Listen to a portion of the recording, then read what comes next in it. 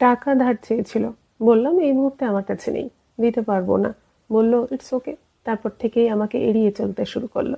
এখন সে আর আমার সাথে কথা বলে না। অথচ একটা সময় সম্পর্কটা বেশ ভালোই ছিল।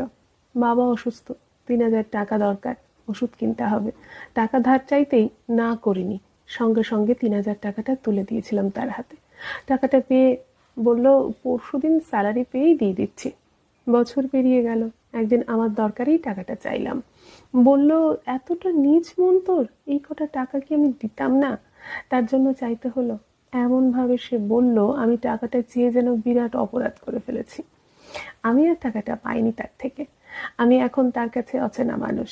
এই তো সেদিন ফটোশুট করবে বলে আমার শখের ক্যামেরাটা কয়েকদিনের জন্য চেয়ে বসলো একজন।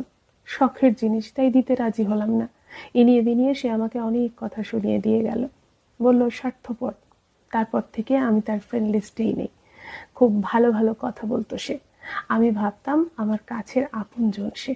সেদিন ফোন করে বলল, আমার পোস্টটা তোমার পেজ থেকে একবার শেয়ার করে দিও তো। বললাম, চেষ্টা করব। তার পোস্টটা শেয়ার করলাম না বলে সে কথা বলাই বন্ধ করে দিল।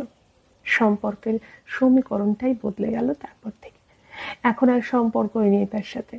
পড়ার জন্য একটা বই চেয়ে নিয়ে গেল। বলে গেল ১ সপ্তাহ পর ফেরত দিয়ে যাব। মাস ৭ হলো। আমি নিজে থেকেই বইটা চাইলাম।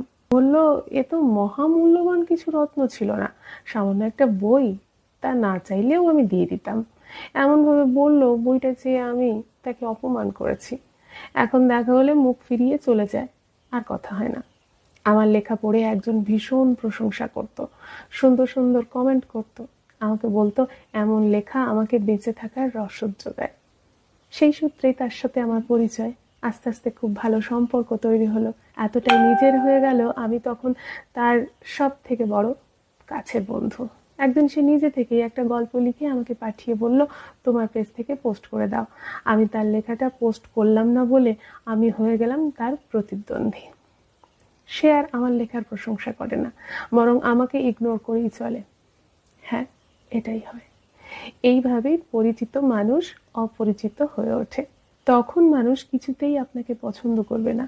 শুধু দেখবেন সবথেকে চেনা মানুষটা কত তাড়াতাড়ি অচেনা হয়ে গেল। জানেন, এরা জীবন থেকে চলে গেলে খুব খারাপ লাগে ঠিকই, তবে আফসোস হয় না।